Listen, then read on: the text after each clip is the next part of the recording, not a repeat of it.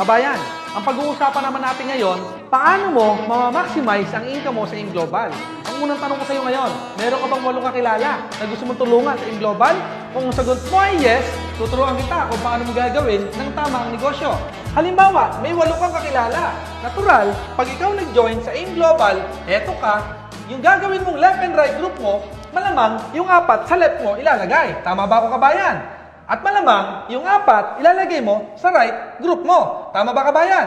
Ang maganda nito, kabayan, yung 8 na to, pag lumaki grupo, of course, ang pwede mo kitain bawat araw, maximum 24,000 pesos per day. Ito yung unang opportunity na pwede mong gawin, kabayan. Mag-join ka at mag-recruit ka ng 8, ganito gawin mo. Pag lumaki network, ang potential income mo, 24,000 a day. Merong number 2 opportunity, kabayan. Kasi kung merong maganda, merong mas maganda. Paano yon?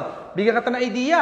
Kung ako halimbawa, bibili ako o magka-franchise ako ng isang magandang kumpanya, let's say Jollibee, sabihin natin, 3 binili ko, bumili ka din ng isa. Pareho ba negosyo natin? Pareho. Pero sino mas malaki kikitain? Akong 3 binili o ikaw na isa? Natural ang sagot, ako malaki kikitain. Tingnan natin sa AIM Global, sa number 2 opportunity na pwede mong gawin, ang pwede mong bilhin, 3.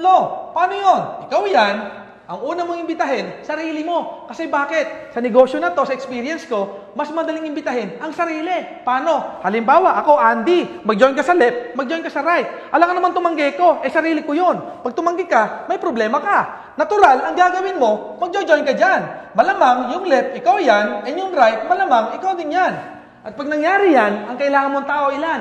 8 din naman ang kailangan mong tao. Ang advantage lang nito, kapag multiple accounts ka, yung left and right mo, ay assume mo, 3 accounts ka, yung left and right ng number 2 account mo, natural, ang lalagay mo dyan, yung 4 kanina. Ihiwalay mo lang yan, 2 sa left and 2 sa right. Ano ang maganda dito? Of course, magkakaroon ng pairing yan. At pag nag-maximum, mayroong 24,000 a day din na pwedeng kitain si number 2. Si number 3, ganun din. Yung 4, malamang ilagay mo sa left yung 2, and yung 2, pwede mo ilagay sa right. Eto maganda rito, na-maximize mo ba yung income mo? Of course. Kasi same number of people yan. Pareho lang ginawa mo. Same effort. Ano kagandahan? Pag lumaki grupo ng 8, ang pwedeng kumita, 24,000, 24,000, 24,000. Na-imagine mo ba? 3 account mo? Kung magkano potential income mo? Kung yung hand mo, yung 1 slot mo, 24,000 a day, yung 3 accounts mo, pwedeng kumita 72,000 pesos per day. Kabayan, alin maganda? Yung nauna, yung pangalawa. Natural, ang sagot mo dyan, yung pangalawa. Ito, mas malupit. Yung pangatlo na ipapakita ko sa iyo. Bakit? Sa pangatlong ipapakita ko sa iyo, kabayan, ang maganda rito, ang pwede mong bilhin, maximum 7 accounts or 7 headers. Anong maganda rito? Tingnan mo, kabayan.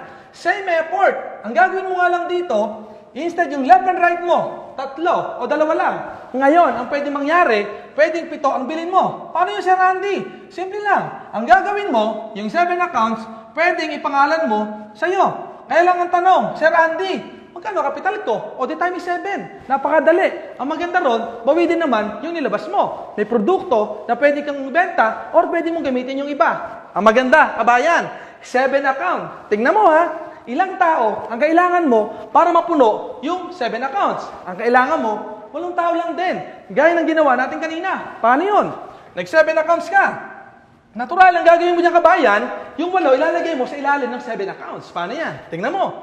1, 2, 3, 4, 5, 6, 7, 8. Ibig sabihin, same number of people.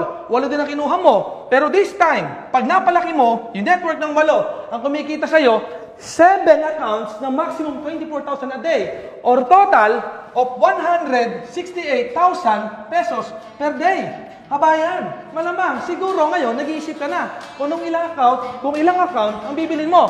1, 3, or 7. Kabayan, para sa akin, kung gagawin mo rin lang yung negosyo, para sa akin, doon ko na sa pinakamaganda. Bakit? Minsan mo lang gagawin and lifetime mo ng pakikinabangan. Kabayan, I hope naintindihan mo yung liwanag ko. Maraming salamat sa pakikinig. Hanggang sa muli. God bless.